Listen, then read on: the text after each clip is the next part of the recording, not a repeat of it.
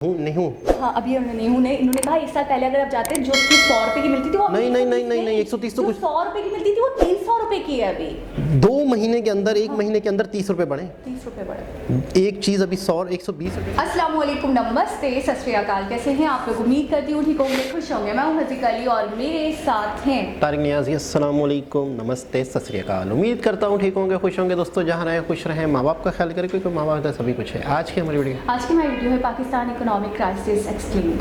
So start करते हैं अपनी वीडियो को। Let's start. ओके गाइस, तो वीडियो का टाइटल है Pakistan economic crisis explained why Pakistan has zero money. अभी अन्य पाकिस्तान में लोग खाने के लिए एक दूसरे से लड़ रहे हैं, आटा खरीदने के लिए ट्रक्स के पीछे भाग रहे हैं। Pakistan has no money for imports. Pakistan's descent into total chaos. Things are bad when people start fighting for food. Food department had run out of its wheat stock. The perfect storm was hovering over Pakistan. Pakistan का खाना खत्म हो रहा है। पाकिस्तान पिछले 50 सालों के worst economic crisis से गुजर रहा है। पूरे देश के पास सिर्फ अगले 3 हफ्तों के इंपोर्ट्स का पैसा है और उसके बाद दी एंड। पाकिस्तान पिछले 75 ईयर्स से भिखारी की तरह पेश आ रहा है। ऐसा हम नहीं, पाकिस्तान के प्राइम मिनिस्टर खुद कहते हैं। क्या पाकिस्तान की इकोनॉमी कोलैप्स होने वाली है? पाकिस्तान की हालत इतनी खराब हुई कैसे और इससे हमें क्या फर्क पड़ता है? ये है हमारी नई सीरीज पाकिस्तान एक्सप्लेन्ड और ये है वीडियो नंबर 1। आप आगे के सारे वीडियोस इस प्लेलिस्ट में देख सकते हैं। वीडियो काफी इंटरेस्टिंग है, तो प्लीज इसे एंड तक देखिए और अगर आपको इससे वैल्यू मिलती है तो इसे अपने दोस्तों के साथ शेयर कीजिए। वीडियो शुरू होने से पहले एक बात, ये वीडियो होते काफी छोटे हैं लेकिन इन्हें बनाने में बहुत मेहनत लगती है। अगर आपको हमारा काम अच्छा लगता है तो चैनल को सब्सक्राइब करना ना भूलिए, क्योंकि ये आपके लिए तो फ्री है लेकिन इससे हमारी बहुत हेल्प होती है। Chapter 1, Why is Pakistan begging for help? Point by point मुद्दे को समझते हैं। मैं ये भी कौम से अपील करूंगा कि हम चाय की एक प्याली 2 प्यालियां कम कर दें। जो चाय हम इंपोर्ट करते हैं वो भी हम उधार लेकर इंपोर्ट करते हैं। आपने कुछ महीनों पहले ये वीडियो देखा होगा जहां पाकिस्तान के मिनिस्टर लोगों को चाय कम पीने के लिए कह रहे हैं, क्योंकि पाकिस्तान चाय इंपोर्ट करता है और आज उनके पास चाय के इंपोर्ट्स चुकाने के लिए भी पैसे नहीं है। पाकिस्तान में एसेंशियल चीजों के दाम दिन ब दिन बढ़ रहे हैं। इन्फ्लेशन जो यूजुअली 4 to 6% रहता है, कई जगहों पर 30% तक पहुंच गया है। यानी जो चीजें पिछले साल 100 रुपए के लिए मिलती थी, आज वही सेम चीजें खरीदने के लिए 130 रुपए लगेंगे। अनियंस जैसी कॉमन चीजें आज 5 गुना महंगी है। शॉपिंग मॉल्स और मार्केट्स को ये इंस्ट्रक्शन है कि 8:30 के पहले सारी बत्तियां बुझा देनी है, क्योंकि इलेक्ट्रिसिटी खत्म हो रही है। पाकिस्तान की एम्बेसी की वॉशिंगटन में एक प्रॉपर्टी है जो अब जाकर पाकिस्तान बेचना चाहता है, ताकि थोड़े से पैसे आए जिसका इस्तेमाल लोगों के लिए हो सके। इन शॉर्ट, पाकिस्तान पाई जोड़कर पैसा बचा रहा है। एज अ रिजल्ट पाकिस्तान के प्राइम मिनिस्टर यूनाइटेड नेशन से मदद मांग रहे हैं, लेकिन हम यहाँ तक पहुँचे कैसे? शुरुआत से समझते हैं। Chapter 2, reasons for economic crisis. Pakistan back to back disasters का सामना कर रहा है, पॉलिटिकल डिजास्टर्स, इकोनॉमिक डिजास्टर्स और क्लाइमेट डिजास्टर्स भी। वन बाय वन तीनों पॉइंट्स को समझते हैं। पाकिस्तान की political history full game of thrones है, जो इतनी इंटरेस्टिंग है that it deserves a video of its own. But आज के वीडियो में हाईलाइट समझते हैं। पाकिस्तान को आजादी हमारे साथ 1947 में मिली, लेकिन उनका पहला डेमोक्रेटिक इलेक्शन 1970 में हुआ, आजादी के 23 साल बाद। 1947 से लेकर आज तक पाकिस्तान ने 29 प्राइम मिनिस्टर्स देखे हैं और इनमें से एक भी प्राइम मिनिस्टर ने अपनी पूरी term that is 5 years complete नहीं किए हैं। 18 बार उनके प्राइम मिनिस्टर्स को अपने पोस्ट से निकाला गया, इधर करप्शन की वजह से या फिर एक मिलिट्री कू की वजह से। अभी रिसेंटली पिछले साल इमरान खान को अपने पोजीशन को टाटा कहना पड़ा। इमरान खान एक वर्ल्ड कप जीतने वाले नेशनल हीरो थे, जो एक नया पाकिस्तान बनाने की उम्मीद के साथ आए थे, लेकिन अल्टीमेटली हुआ ये कि शहबाज शरीफ ने 7 अलग अलग पार्टीज के साथ मिलकर उनके अगेंस्ट एक नो कॉन्फिडेंस मोशन लाया और उनकी सरकार गिरा दी। शहबाज शरीफ का निकनेम है पंजाब स्टील, क्योंकि वो 4 बार पंजाब के चीफ मिनिस्टर रह चुके हैं और उन्होंने पंजाब में एफिशिएंटली काम किया है। लोगों को उम्मीद है कि शहबाज शरीफ एक नया पाकिस्तान बनाएंगे। ये नए पाकिस्तान का जो कॉन्सेप्ट है वो नए इकोनॉमिक प्रॉब्लम्स क्रिएट करता है, क्योंकि जब सरकार बदलती है तो फाइनेंशियल पॉलिसी भी बदलती है। पिछले सरकार की नाकामी प्रूव करने के लिए एग्जैक्टली ऑपोजिट डिसीजंस लिए जाते हैं, जो इकोनॉमिक डिजास्टर्स एनकरेज करते हैं। अब आते हैं इकोनॉमिक डिजास्टर्स पे। पिछले कुछ सालों से पाकिस्तान की इकोनॉमी साल दर साल गिरती चली जा रही है और उनका कर्जा बढ़ता ही चला जा रहा है। वर्ल्ड बैंक कहती है कि इस साल भी उनकी इकोनॉमी 2% से बढ़ेगी और इन्फ्लेशन 23% से। उनके एक्सपोर्ट और इंपोर्ट की तरफ देखते हैं। पाकिस्तान के एक्सपोर्ट्स $30 बिलियन हैं और इम्पोर्ट्स 90 बिलियन के आसपास, यानी हर साल ऑन एवरेज $30 बिलियन पाकिस्तान कमाता है और 90 बिलियन स्पेंड करता है। इस बड़े गैप की वजह से फॉरेक्स रिजर्व्स तेजी से घट रहे हैं। पाकिस्तान का जीडीपी है $376 बिलियन का और उन पर कर्जा है $274 बिलियन US का। ये लोन किसी के पापा ने दिया हुआ तो है नहीं, लोन पर बढ़ता है इंटरेस्ट। और पाकिस्तान के हर साल के बजट का 1/3 हिस्सा इन्हीं लोन रीपेमेंट्स के लिए जाता है। यानी पाकिस्तान एक डेट ट्रैप में अटक चुका है, जिससे निकलने का एक ही जरिया है कि और कर्जा लो। अब आने वाले 3 महीनों में कुछ 8 बिलियन का कर्जा चुकाना है और पाकिस्तान के फॉरेन रिजर्व्स में सिर्फ 5.8 बिलियन US बचे हैं। सरकार जानती है कि खाने के प्राइसेस बढ़ रहे हैं, लेकिन कोई स्कीम निकालकर लोगों को सस्ता राशन देने के लिए भी तो पैसे लगते हैं, वो कहां से आएंगे? बार बार बदलती सरकार की वजह से ग्लोबली पाकिस्तान की इमेज खराब हो चुकी है। थर्ड पॉइंट है क्लाइमेट डिजास्टर, जो काफी ट्रैजिक है। पिछले साल पाकिस्तान के कई एरियाज में बाढ़ आई और नुकसान $30 बिलियन का हुआ। ये एक ऑलरेडी स्ट्रगलिंग देश के लिए काफी बड़ी अमाउंट है। पाकिस्तान ग्लोबल एमिशंस में 1% से भी कम कंट्रीब्यूट करता है, लेकिन फिर भी उन्हें इतना बड़ा झटका पड़ा from this heavy rainfall. Pakistan एक परफेक्ट स्टॉर्म सिचुएशन में है। 3 अलग अलग डायरेक्शन से आने वाले इन प्रॉब्लम्स की वजह से पाकिस्तान स्ट्रगल कर रहा है। प्लस पाकिस्तान को तालिबान से भी खतरा है। पाकिस्तान 4 अलग अलग हिस्सों में बंट सकता है। पाकिस्तान का अपनी जनता के ऊपर से कंट्रोल छूट सकता है। ये सारी काफी इंटरेस्टिंग टॉपिक्स हैं जो हम हमारे इस सीरीज में कवर जरूर करेंगे। Chapter 3, Impact on India. See, the story of Pakistan is far from over. आज पाकिस्तान प्रॉब्लम में जरूर है, लेकिन आज भी ऐसे बहुत सारे इंस्टीट्यूट्स हैं, बहुत सारे ऐसे देश हैं जो पाकिस्तान से प्यार करते हैं, जो पाकिस्तान के लोगों की भलाई चाहते हैं। अलग अलग देशों और वर्ल्ड इंस्टीट्यूट्स ने मिलाकर पाकिस्तान को $10 बिलियन डोनेट किए। ये कोई लोन नहीं, मदद है और एक होप है कि ये पैसे करप्शन या मिलिट्री एक्टिविटी में नहीं, फ्लड रिलीफ और रिहैबिलिटेशन में यूज होंगे। अभी वॉशिंगटन से खबर आई है कि अमेरिका भी पाकिस्तान को अपनी इकोनॉमी को बिल्ड करने में मदद करेगा। और आपको तो पता ही है कि अमेरिका किसी का सगा नहीं होता। अब पीओके में प्रोटेस्ट हो रहे हैं। लाइन ऑफ कंट्रोल के उस साइड के लोग कह रहे हैं कि उन्हें भारत का हिस्सा बनना है। ये हमारे फॉरेन पॉलिसी के लिए एक साइन है और समझदार को इशारा काफी है डिप्लोमेटिकली चीजें हैंडल करने के लिए। ट्रेड वाइज भारत और पाकिस्तान में ज्यादा ट्रेड होता नहीं है, दैट्स व्हाई इसका इकोनॉमिक इंपैक्ट नेग्लिजिबल है। हैविंग सेड दैट, अपने पड़ोस में एक अनस्टेबल देश होना किसी भी देश के फायदे में नहीं होता। और अब श्रीलंका और पाकिस्तान दो नेबर्स एक इकोनॉमिक क्राइसिस से एक साथ गुजर रहे हैं। यहाँ इस इमेज को गौर से देखिए, चाइना ने भी मदद का हाथ आगे बढ़ाया है। चाइना की डेट ट्रैप स्ट्रेटेजी के बारे में हमने बार बार वार्न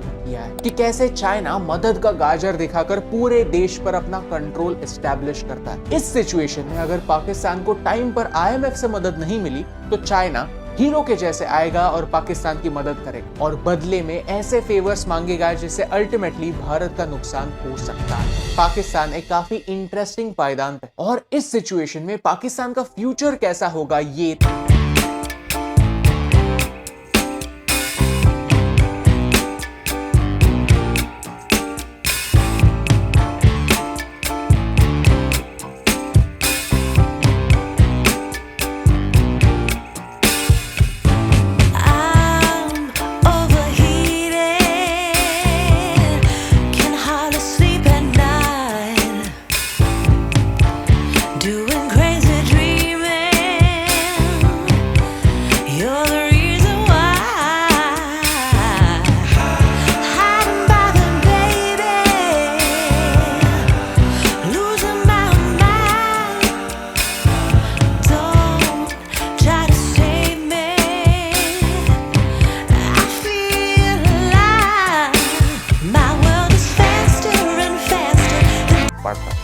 जी जनाब।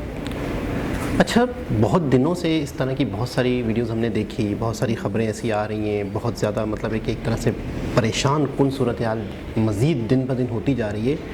अच्छा मतलब जो जहाँ हम रहते हैं, जहाँ हम जिस मुल्क में, जिस शहर में हम ज़्यादा कंडीशन को बेहतर समझते हैं।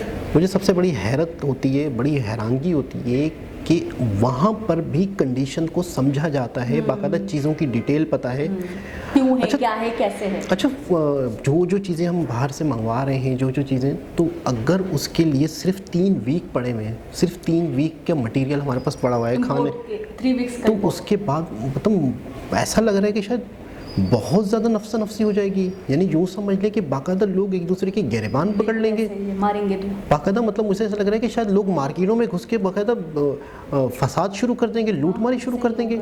लेकिन اس وقت تھوڑا سا مجھے لگتا ہے کہ یہ حالات بہت پہلے آ چکے ہوتے ہیں، لیکن مجھے تھوڑا سا لگتا ہے کہ شاید یہ جو ڈونیشن ملا یا سیلاب کی وجہ سے تھوڑا سا ایک معاملہ ہوا، اس کی وجہ سے شاید تھوڑا سا فنڈ آیا تو اس کی وجہ سے شاید تھوڑے معاملات رکے ہیں، شاید ایک فیک اکانومی بنائی گئی ہے۔ ایک بات ہے، مجھے ایسا لگتا ہے فنڈ جو آیا تھا وہ لگایا نہیں گیا ہے، کیونکہ آپ مہنگائی آپ مجھے بتائیں کنٹرول ہوئی ہے؟ مہنگائی تو دن بہ دن مہنگائی تو مسلسل بڑھ، آٹا شارٹ ہے، الیکٹریسٹی شارٹ ہے، گیس شارٹ ہے، چینی شارٹ ہے، مطلب ہر چیز تو شارٹ ہے ہمارے یہاں۔ تو مجھے اگر آپ کہہ بھی رہے ہیں کہ وہ سیلاب زدگان کو جو فنڈنگ ہوئی تھی وہ لگا دیا گیا ہوگا، تو وہ کہاں ہے پھر، کہاں لگا ہے؟ کہیں نہیں لگایا، میں یہ نہیں کہہ رہا ہوں لگا دیا، امپورٹس پہ لگ گئے، نہیں، میں کہہ رہا ہوں کم سے کم امداد بھی آئی تو کم سے کم شاید ڈالر کی شکل میں تھوڑے سے ریزرو تو بڑھے، جس کی وجہ سے ایک ہوتا ہے کہ یار کوئی چیز لازمی منگوانی ہے۔ دیکھیں ہمارا ملک کماتا ہے، ہماری حکومت کماتی ہے، جب کوئی چیز باہر سے آتی ہے پھر بکے گی تو کمائے گا نا، لیکن ہو سکتا ہے کہ وہ باہر سے لانے کے لیے بھی اب پیسہ نہیں ہے، مسئلہ سارا یہ ہے۔ اچھا لون ہم کس لیے لے رہے ہیں؟ کتنی خطرناک بات ہے، کتنی خطرناک بات ہے، ہمارا ملک لون لے رہا ہے لون اتارنے کے لیے، مطلب ہم اتنے خطرناک جال میں پھنس چکے۔ تو ایسا لگتا ہے کہ جو پہلی غلطی ہے جس کی وجہ سے یہ سب ہوا ہے وہ امپورٹ اور ایکسپورٹ میں اتنا بڑا گیپ جو ہے، 30 بلین کا ہمارا ایکسپورٹ ہے اور 90 بلین کا ہمارا امپورٹ ہے، یعنی 60 بلین کا گیپ ہے۔ یہ گیپ کیسے فل آؤٹ کریں گے؟ تو ظاہر سی بات ہے ریزرو نہیں جا رہے نا ہمارے، کیونکہ ہم کما تو اتنا رہے نہیں۔ اچھا مسلسل یہ چیز ہوتی رہی تو آج اس کا اثر دکھ رہا ہے، مطلب اس ٹائم پر اس مرض کو، جیسے ہوتا ہے نا بیماری ابھی شروعات میں ہے تو اس بیماری کو پکڑ لیا جائے۔ اچھا کئی ایسی چیزیں ہیں جو مطلب اتنی نیسیسری نہیں ہیں، اس پہ سب سے پہلے بہت پہلے پابندی لگاتے ہیں، 90 کو کم سے کم 80-70 تک تو آٹومیٹکلی ہم تک تو لے ہی آتے، صرف مائنس کر دیتے ہیں، بہت ضروری نہیں تھی ان کو مائنس کر دیتے، پھر اس کے بعد اپنے کنٹری میں اس چیزوں کو بنانے کے فوکس کرتے، جس طرح نتن گڈکری بڑھانے کی کوشش کرتے کہ کم از کم ہم بیلنس تو کر سکیں۔ اگر ہم 30 بلین کر رہے ہیں تو ہم 30 پہ ہی آ جائے، اگر ہم 60 بلین امپورٹ کر رہے ہیں تو پھر ہم 60 بلین کم از کم ایکسپورٹ تو کریں۔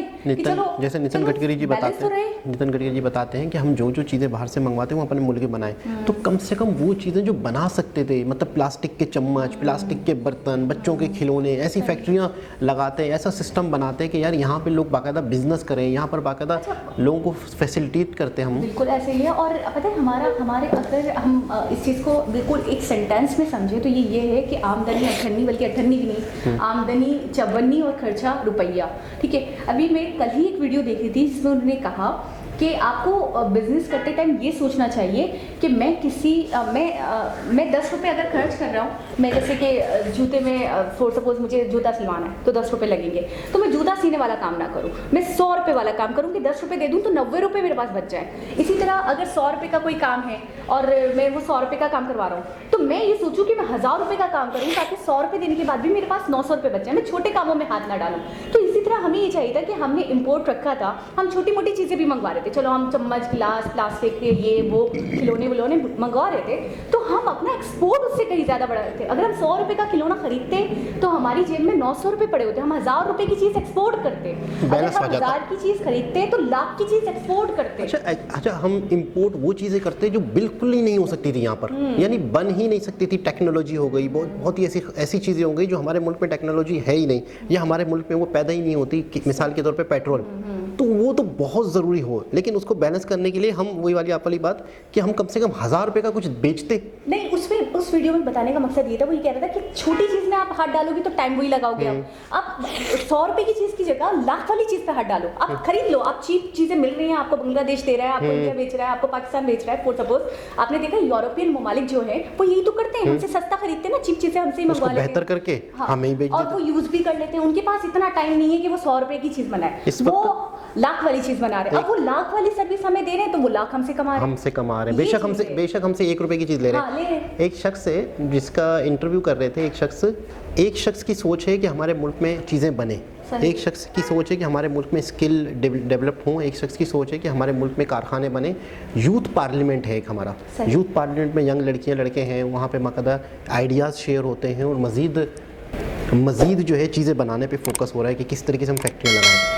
ایک شخص ہے جو اس کے خلاف ہے، मतलब आपको मतलब थोड़ा सा हम इस वक्त इतनी ख़तरनाक कंडीशन में हैं कि एक शख्स कह रहा है कि हमें इस पे फोकस नहीं करना चाहिए। किस पे? यूथ पार्लियामेंट या न्यू आइडियाज़ पे, ये चीज़ें बनाने पे।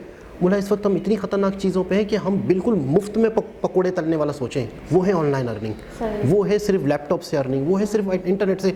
बोला जगह बहुत है, हम पूरे यूरोप को, पूरे अमेरिका को ऑनलाइन काम करवा के सर्विसेज दे के हम बहुत कुछ, जब इंडिया इतने बिलियन डॉलर कमा सकता है सिर्फ ऑनलाइन सर्विस दे के, जिसमें ना थूक लगे ना फिटकरी, कहते हैं ना कि मुफ्त में। जैसे आप इंडस्ट्री लगाते हैं, आपको एनर्जी चाहिए, आपको पेट्रोल चाहिए, आपको लगे ना फिटकरी था। क्या मैंने क्या बोला? थूक लगे ना फिटकरी। चलो ठीक मैंने है, लास्ट वीडियो में दी थी मिसाल, आपके कहीं अटक गई हो। चलो हो सकता है थूक लगे ना थूक। नहीं, मैं इंडिया से हूँ ना, मैंने सही दी थी। आप यहीं से तो आपने हींग को थूक कर दिया। तो हींग, चलो खैर, तो खैर बहरहाल कि मतलब है कि बिल्कुल ही मुफ्त में काम हो, अर्निंग आपकी उतनी हो, आपको कहीं जाना नहीं पड़ रहा, आपको पेट्रोल यूज़ नहीं करना पड़ रहा, आपको ख्वारी नहीं उठानी पड़ रही, आपको बिजली से कारखाना नहीं चलाना पड़ रहा, आपको सिर्फ और सिर्फ स्किल सीख कर ऑनलाइन। अच्छा, उन दोनों की बड़ी बहस हो रही थी।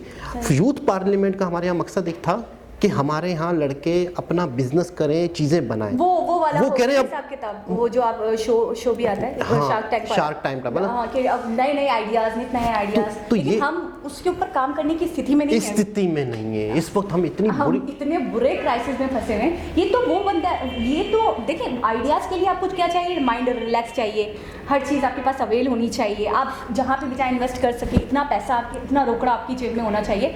अभी तो हम इतनी अफरा तफरी के आलम में हैं, इतनी अफरा तफरी के आलम में कि हमारे मिनिस्टर इतने ज़्यादा अंडर प्रेशर आ चुके हैं कि सैलाब आसमान से आ रहा है उनके नज़दीक। वो बेचारे इतना ज़्यादा लड़खड़ा चुके हैं, तो हमें अभी इस तरफ तो जाने का हमारे पास टाइम नहीं है। आपको कहीं लगता है कि हमें देर हो गई है चीज़ों को समझने में, संभालने में? मुझे कहीं कहीं बड़ा खौफ भी आता है, बड़ा डर भी लगता है, बड़ी हैरत भी होती है कि काश कुछ पहले हमें अक्ल आ जाती, कुछ पहले हमें समझ आ जाती। मुझे कभी कभी ऐसा लगता है कि बहुत देर हो चुकी है चीज़ों को संभालने में। इस वक्त पाकिस्तान के हालात किस तरफ जा रहे हैं, किस तरफ नहीं जा रहे। फैक्ट्रियां बंद करके लोग यहाँ से भाग रहे हैं, बाकायदा 200 100 लोग एकदम से फैक्ट्रियों से, कारखानों से, जॉबों से निकाले जा रहे हैं। एक वक्त था 100 बंदा काम करता था तो 100 बंदों को सैलरी मिलती थी। एकदम मामलात ये हुए हैं कि वहाँ पे 100 बंदे की काम ही नहीं है, और पाकिस्तान से लोग काम ही नहीं करवाना चाह रहे कि यार पाकिस्तान वाला। मैं एक एग्जांपल दूंगी जिससे आपको बिल्कुल क्रिस्टल क्लियर हो जाएगा कि सिचुएशन क्या है। कि अगर किसी फैमिली में 7 अफराद हुआ करते थे ना, और अगर एक अफराद कमाया करता था तो 6 बैठकर खाते थे। बिल्कुल। अब 6 अफराद कमा रहे ना, तो वो एक 7वें को खिलाना मुश्किल हो गया है कि भाई तुम भी कोई जॉब ढूंढो, तुम भी कोई काम करो, तुम भी घर में बैठ के कुछ माल वगैरह बना लो, कुछ कर लो, अपना कम से कम अपना खाने पीना तो कर लो, हमसे नहीं अफोर्ड हो रहा है। ये कंडीशन हो चुकी है कि इंसान अपना पूरा कर ले, बड़ी बात है। बिल्कुल ऐसा ही है, इतनी महंगाई है। बिल्कुल ऐसा ही है। वो जो JDC वाले की मैंने मिसाल दी थी कि उन्होंने बाकायदा 50,000 रुपये को माइनस किया चीज़ों में, सब्ज़ी, आटा, दावल, चाल, दावल, सारी चीज़ों को। तो यकीन करें, जिसमें मीट नहीं था, जिसमें दवाइयाँ नहीं थी, जिसमें फ्रूट नहीं था, जिसमें कोई लग्जरी चीज़ें नहीं थी, 50,000 रुपये में सिर्फ दाल, रोटी और सब्ज़ी पूरी हो रही थी। यानी दाल, रोटी, सब्ज़ी। आपको पता है एक अंडा 25 रुपये का। मैं हैरान परेशान हो गई। आप यकीन करें, मैंने 5 से 7 रुपये से, अच्छा ये मैं बहुत पहले की बात भी नहीं बता रही हूँ, 2 से 3 साल पीछे चले जाए, 7 रुपये का अंडा था, 5 रुपये का अंडा था। अभी इस वीडियो में मिसाल दी कि 100 रुपये की चीज़ थी। ये तो बहुत गलत बोले इन्होंने। अभी ये नहीं। हाँ, अभी इन्होंने कहा 1 साल पहले अगर आप जाते जो चीज़ 100 रुपये की मिलती थी वो नहीं 130 तो कुछ 100 रुपये की मिलती थी वो 300 रुपये की है अभी। 2 महीने के अंदर, 1 महीने के अंदर 30 रुपये बढ़े। 30 रुपये बढ़े। एक चीज़ अभी 120 रुपये का जो सालन लेते थे अगर पका हुआ, वो आज 150 रुपये का मिला है। महीना पहले जो 120 का था। लेकिन महंगाई बहुत ऊपर जा रही है। काश हम कुछ कर सकते हैं। मेरी भी कोशिश है कि काश लोगों को सिखाएं, लोगों को समझाएं, जितना मुझसे हो सकता है मैं भी करता हूं। लेकिन मैं कहूँगा, मुझे कभी कभी डर लगता है कि शायद जिस्म टूट जाता है, हिम्मत टूट जाती है, दिमाग शल हो जाता है कि शायद कहीं बहुत देर तो नहीं हो गई। बहुत देर हो चुकी है। तो अल्लाह बेहतर करे पाकिस्तान के हालात किस तरफ जा रहे हैं। दोबारा किसी और वीडियो से आपसे मुलाकात होगी। जब तक के लिए अल्लाह हाफ़िज़।